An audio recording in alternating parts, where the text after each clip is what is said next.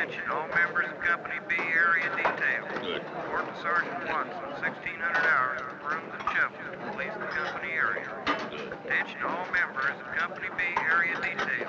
Hey, Sarge. I'll have some cauliflower Florentine and artichoke heart crepes. Oh, Sarge, not mashed potatoes and peas again. It looks like you boiled them to death. Well, what did you think you enlisted in anyway? A chef's school? Move along. Can't you serve vegetables any other way? Eat it, you'll like it. What the sergeant didn't know was that the abundant variety of vegetables and serving methods can make them the highlight of daily meals.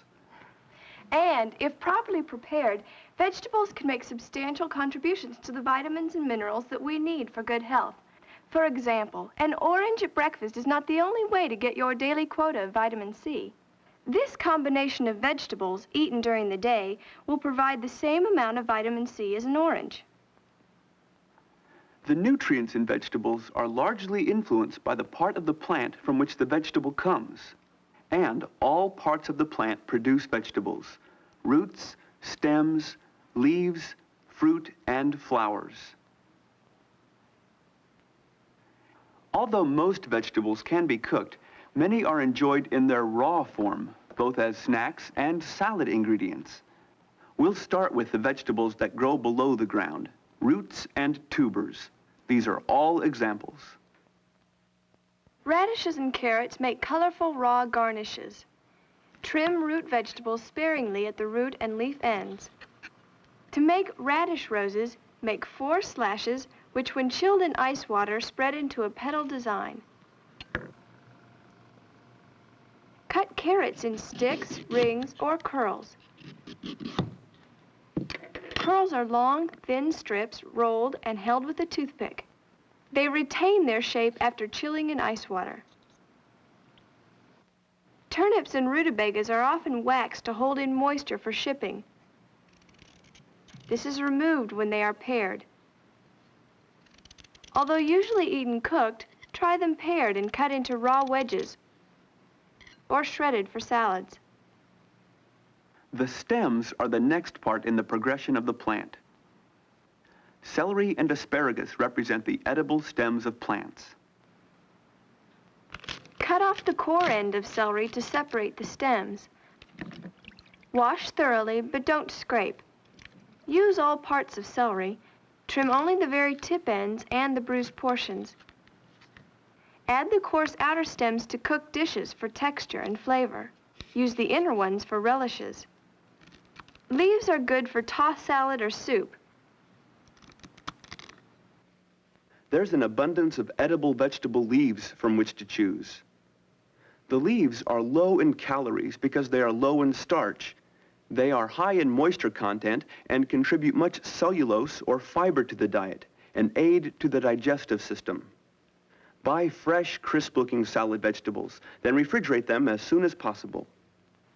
Large amounts of vitamin C are lost from vegetables just by leaving them at room temperature.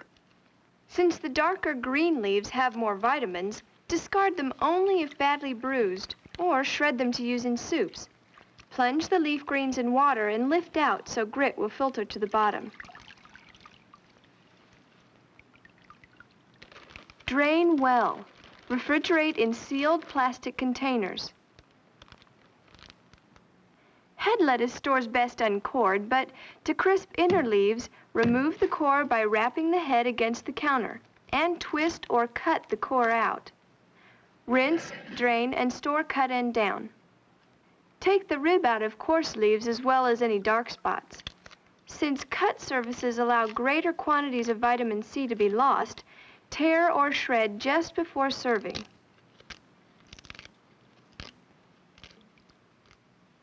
Some flowers and flower clusters of plants produce edible vegetables.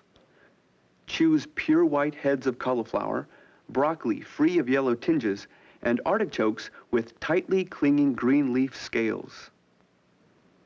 Rinse the head of cauliflower and remove the outer leaves. To make appealing finger food, break or cut off the flowerets from the central core. For salads, slice thinly just before use. The blossom of many plants develops into a fruit. Technically, these vegetables are fruits because they contain seeds and the food needed for seeds to develop. The seeds which remain soft are edible as part of the total vegetable.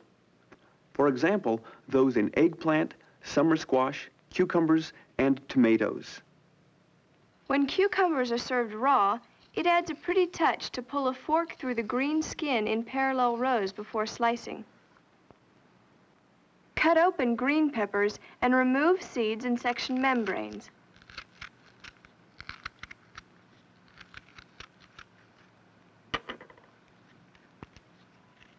Then, slice into strips or rings to serve. Use toothpicks to insert these raw vegetables into a round vegetable for an enticing centerpiece. And provide some nutritious dips made from beans or broccoli. Or simply combine them for a tossed salad. Well, that's an appetizing variety of raw vegetables. However, there are also good reasons for eating cooked vegetables. First of all, some vegetables can't be eaten raw.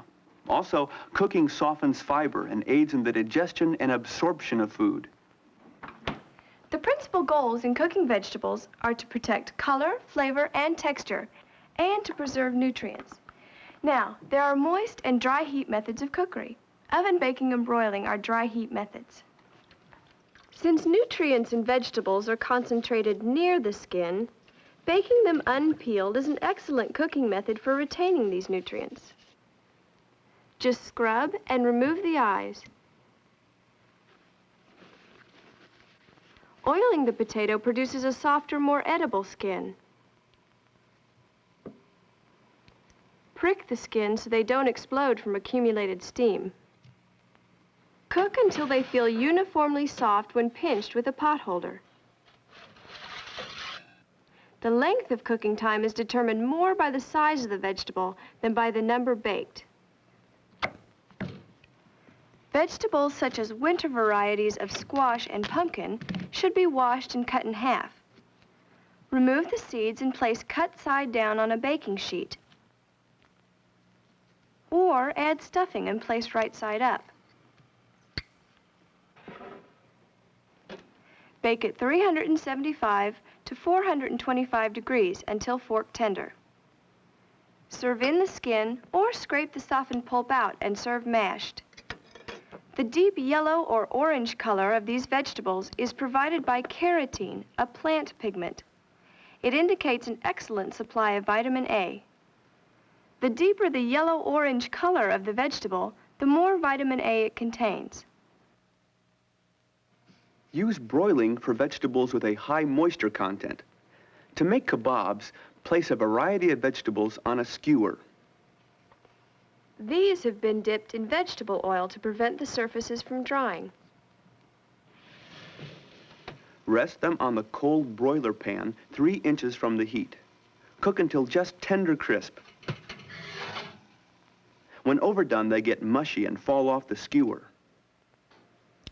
Moist heat cookery, including boiling and steaming, is used for starchy vegetables to swell the starch granules, making them more soluble. In other vegetables, it softens the cellulose. Using this method, green vegetables pose the biggest challenge to retaining nutrients, good color, flavor, and texture.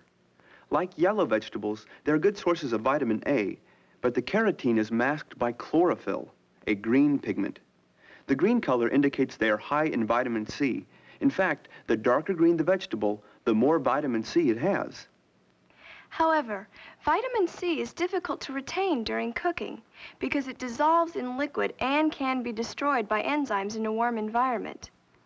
But since enzymes are inactivated at the boiling point, it is logical to start the cooking process in boiling water and to use as little water as possible.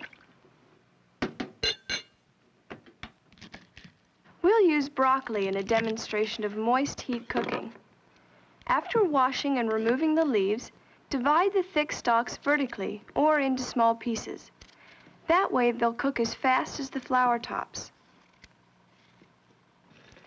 Add the broccoli to the boiling water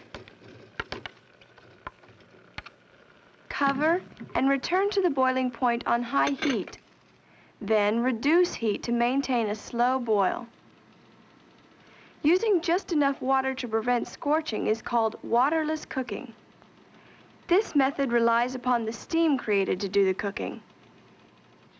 If cooked quickly in a pan with a tight-fitting lid, to a tender but crisp doneness, a bright green is maintained. When cooked well done, the cell walls break down and allow the chlorophyll to react with natural plant acids. This creates an olive drab color and a strong flavor. Leaving the lid off but using more cooking water is often recommended for vegetables in the cabbage family. This is because they contain sulfur compounds which break down during cooking, creating a strong aroma and flavor. With the lid off, these compounds can escape. However, since half of the vitamin C will end up in the cooking liquid, it should be eaten with the vegetables. This is especially true for canned vegetables. One solution is to remove the vegetables, boil the liquid down to only a few tablespoons, then return vegetables to the liquid until just hot throughout. Fresh vegetables may also be steamed in a perforated container placed over boiling water, so that the vegetables are not touching the water. As for this artichoke, prepare an artichoke by cutting off most of the stem and clipping the tips of the leaves, including ½ an inch on top.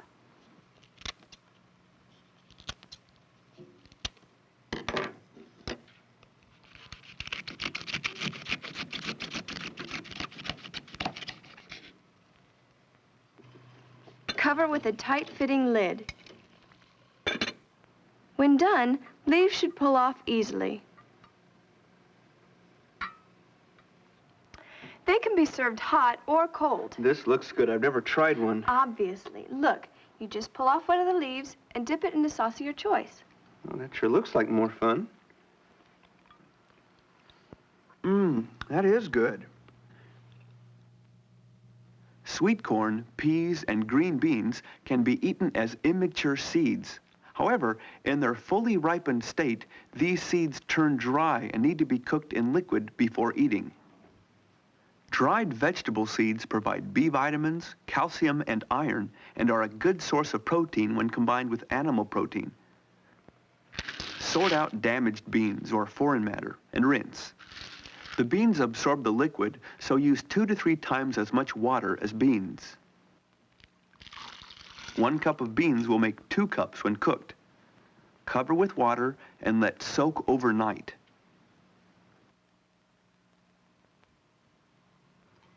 When ready to cook, bring the beans to a boil in the soaking water in order to retain vitamins dissolved in the water. For flavor, add onion, garlic, celery, carrots, herbs, bacon, or bony meat. Reduce the heat and simmer slowly until fully tender. Fast, high heat breaks the skin, which causes them to become mushy. Check doneness with a fork. Microwave ovens may be used to cook vegetables with or without moisture while saving time and energy. However, their main advantage in vegetable cookery is retaining nutrients. Frozen vegetables, for instance, may be cooked without adding any extra water. No loss of nutrients to cooking liquid.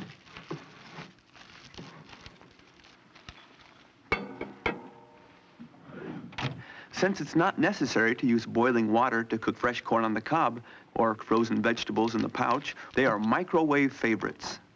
Slash the pouch to avoid pressure buildup. Because the husk forms a natural insulation, the corn is steamed in its own moisture. Just micro-cook a couple of minutes per ear. When cooked, silks peel back with the husk. Stir-frying is a technique adapted from Chinese cookery.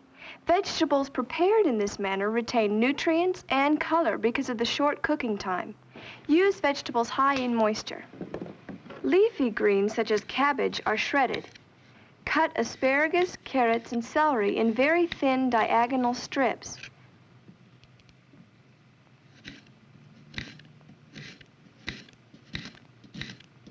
These shapes add to visual appeal. They also have maximum exposed surface area, so they will cook quickly.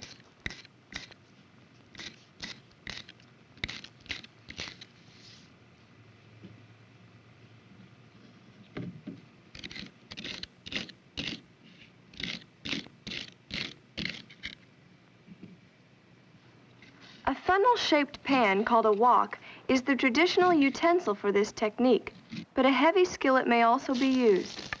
Add the chopped vegetables to 2 tablespoons of hot oil and stir to quickly coat them in the oil. The food should pop and sizzle. Keep it moving so it won't stick. Add extra moisture, cover, and steam just a few minutes to reach a translucent, tender crispness.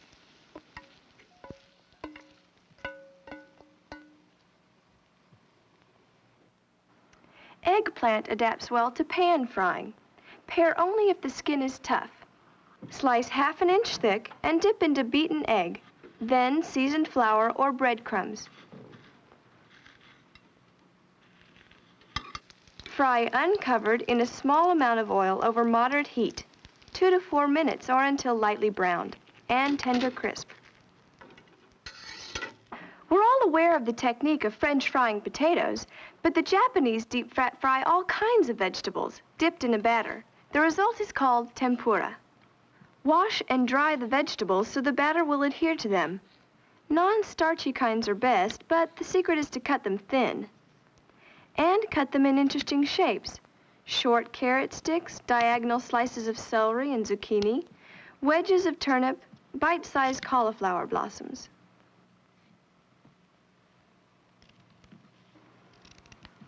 The batter and oil are critical factors. Use a mild vegetable oil heated to 350 degrees. Cut the vegetables and begin heating the oil before making the batter, which should be ice cold when used. Test the oil with a little drop of batter. It should sink to the bottom, then quickly rise in the midst of bubbles. Dip the vegetables into the batter one at a time, then into the oil. Repeat, but don't overload the hot fat. Fry about 1 minute or until light brown. The batter creates a seal around the vegetables so that they are tenderized by their natural moisture turning to steam. That's why small pieces work best.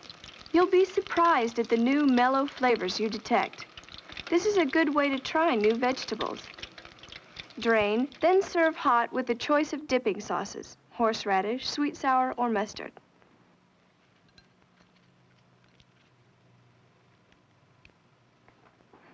It's easy to see that there's a wide variety of vegetables offering a good balance of nutrients. And both raw and cooked vegetables can be incorporated into any part of a meal, from appetizers to dessert. Use them to add color and excitement to your meals.